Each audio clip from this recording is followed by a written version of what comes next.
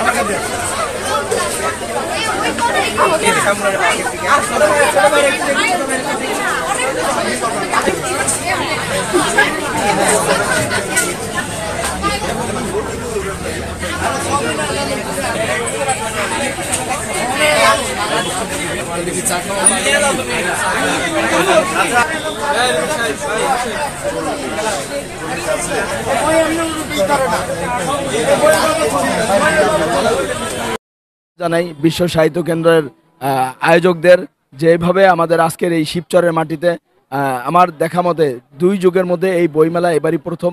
আর এই মেলাতে যেভাবে এই বই পড়ুয়াদের ভিড় এবং আড্ডা দেখে যাচ্ছি, এটা অত্যন্ত মানে আমরা গর্ববোধ করছি।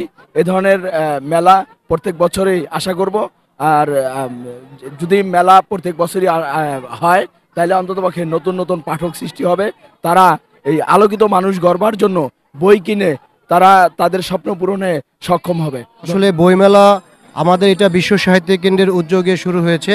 বিশ্ব সাহিত্য কেন্দ্র ঢাকাতেই শুরু হয়েছে, কিন্তু তারই প্রভাব সারা বাংলাদেশে প্রত্যেকটি জেলাতেই বিশ্ব সাহিত্য কেন্দ্রে বইমেলা অনুষ্ঠিত হচ্ছে। আমরা দীর্ঘদিন ধরেই আমাদের কলেজে বিশ্ব সাহিত্য কেন্দ্রের শাখা পরিচালিত করছি, তো তারই অংশ হিসেবে আমরা এই সুযোগটা আমরা হাতছাড়া করিনি। বিশ্ব সাহিত্য কেন্দ্র আলোকিত মানুষ গড়ার জন্য যে প্রচেষ্টা অব্যাহত রেখেছে তারই ধারাবাহিকতায় মেলাটি হচ্ছে। সবচেয়ে আনন্দের বিষয় হলো শিবচর উপজেলায় এটি প্রথম মেলা, এবং আমাদের লক্ষ্য হলো যাতে নতুন ছেলেমেয়েরা যারা মোবাইল আসক্ত হয়ে পড়েছে তারা যেন বইয়ের প্রতি ফিরে আসে। আমরা অনেক আন্দোলন দেখেছি, কিন্তু বই নিয়ে আন্দোলন কিন্তু বাংলাদেশে বিশ্ব সাহিত্য কেন্দ্রই প্রথম শুরু করেছে। আমি একজন সামান্য কর্মী হিসেবে তারই ধারাবাহিকতায় শিবচরে এই মেলাটির আয়োজন আমরা করতে সমর্থ হয়েছি, এবং আমরা খুবই আনন্দিত যে অনেক ছেলে মেয়ে অভিভাবক তাদের সন্তানকে মেলায় নিয়ে এসেছেন। শুধু ঘোরার উদ্দেশ্যে নয়, ঘোরাঘুরির সাথে তারা প্রচুর বই কিনছেন। আমাদের এটা আশা জায়গায় যে আগামী বাংলাদেশ হয়তো বা আরও নতুন স্বপ্ন নিয়ে গড়ে উঠবে। আর বই পড়লে তারা মানবিক হবে, তারা দেশপ্রেমে উদ্বুদ্ধ হবে। এক কথা আমরা বলবো, হৃদ্য, সমৃদ্ধ, সংসপ্তক, আলোকিত এবং সমৃদ্ধ মানুষ গঠনে আমাদের বিশ্ব সাহিত্য কেন্দ্রের বই নিশ্চয়ই একটা বিরাট ভূমিকা পালন করবে।